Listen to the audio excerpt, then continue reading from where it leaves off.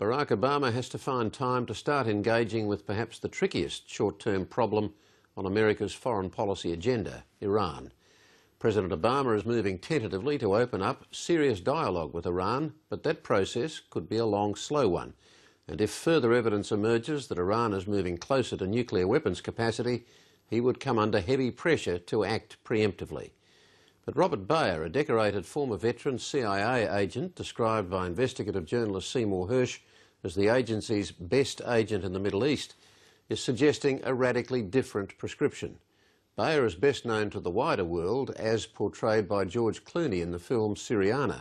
The movie was loosely based on Baer's memoir. But in his latest book, The Devil We Know, Baer argues that America has Iran wrong. That a long-term détente has to be negotiated that recognises the reality of Iran's dominance in the Middle East. He says the alternative is an unaffordable 30-year war. Robert Baer arrived in Australia today for the Perth Writers' Festival, and I spoke with him in Sydney.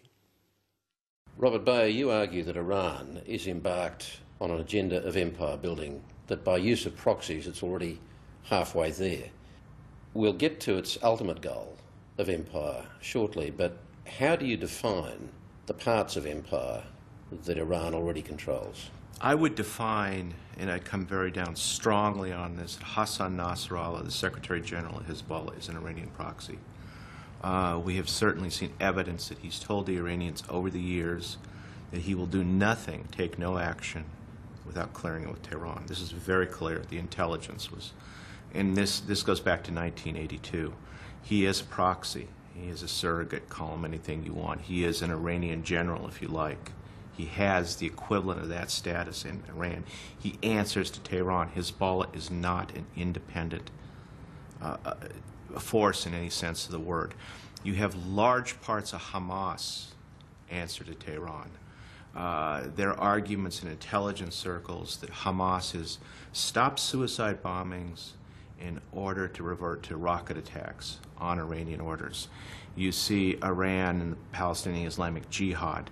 You see large parts of Iraq, the Shia parties in particular, answer to Tehran. You say America really only has the choice of starting another 30-year war with Iran or negotiating some kind of détente in which America essentially does withdraw from the region. What's wrong with an ongoing policy of containment of Iran? It's utterly failed, because what's happened is that the United States looks at the Middle East through Israel, and the Arabs and the Persians look at Israel as an outpost of the United States, of the West. We've lost this anti-colonial game, and the Iranians have won it. They've simply portrayed themselves as not as religious fanatics, but as an anti-colonial power. And everybody in the Middle East, you look at the polls across the board, even countries like Morocco, which are entirely Sunni, look to Tehran as the great anti-imperial power. We've lost the ideological war. You know, that doesn't mean we've lost the war entirely, but we've lost the ideological war.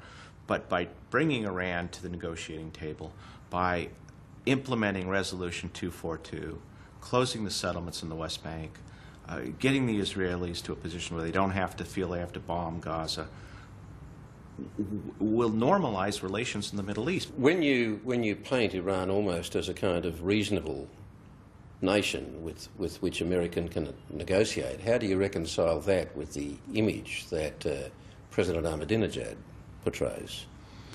Well, I mean, most recently he said he'll talk to Obama.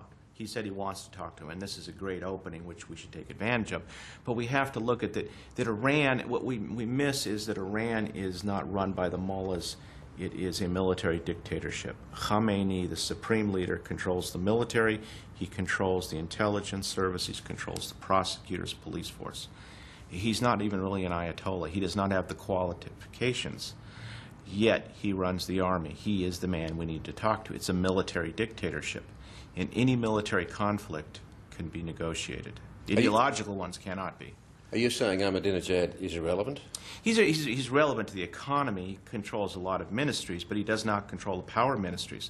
If there's a meeting of the Iranian National Security Council, often he will not be invited. And in the meantime, while these negotiations are going on, what does America do about Iran's interest in nuclear weapons? the nuclear weapons is a red herring in this conflict with Iran, because the Iranians are not going to build a bomb now. I'm almost convinced of it. Inasmuch as you can predict anything, they're not going to build and test a bomb now. It causes them too many problems. They've gained too much. There would be international embargo, sanctions, and on and on. Even Russia and China would back away. A nuclear bomb, they don't need one right now. It's just a way to get us to the negotiating table. But the major point is they're not going to commit suicide. If the Iranians wanted to commit suicide, they could have done it long ago in the Gulf. Started a war with the United States. And they're not going to start one with Israel either. On a personal note, given that the movie Syriana is based loosely on your memoir, how closely was it based on reality? Fairly closely. I mean, it's based on, there's a story about a prince that was aware of 9/11 that I used to meet. He was kidnapped, brought back to the Gulf. There is a certain amount of, I mean, there's financial corruption in Washington. I mean, everywhere you go. I think we've seen that in Iraq with $120 billion, which have disappeared of aid money. Money buys votes in Washington. And that was really what the movie is about. You've described being in the CIA as fun. Is that what it really was for you, fun? Oh, it was an absolute adventure. I loved it.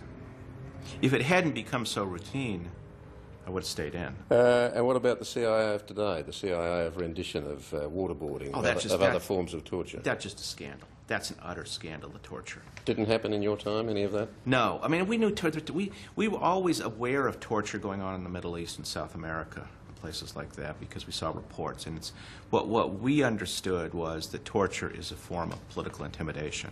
It was never a way to get good information. The intelligence services in the Middle East that got good information did it by classical methods, police methods, normal interrogations. Torture never works.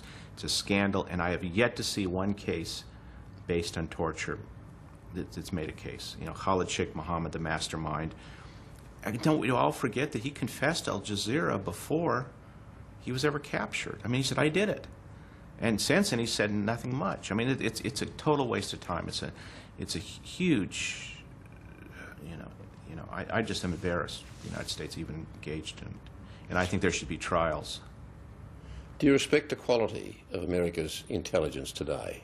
Any different under Obama, do you think it will be? I think it's going to be better. I mean, I support the Panetta appointment as CIA director. Blair is going to be fairly good.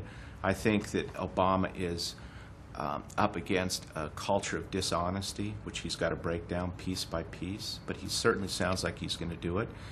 And they're going to have to do the same thing in the CIA, because it became, during the Bush years, a culture of total dishonesty. So ultimately, on the Middle East, are you an optimist or a pessimist? Pessimist. If I were at the Pentagon taking the vote whether it can be a war, I just think that a couple rockets are going to come out of Gaza or Lebanon. And in the Middle East, you always sound intelligent if you predict the worst, because you're usually right. So I try to sound intelligent. Not a good note to end the interview on, but that's where it is. Robert Baer, thanks very much for talking with us.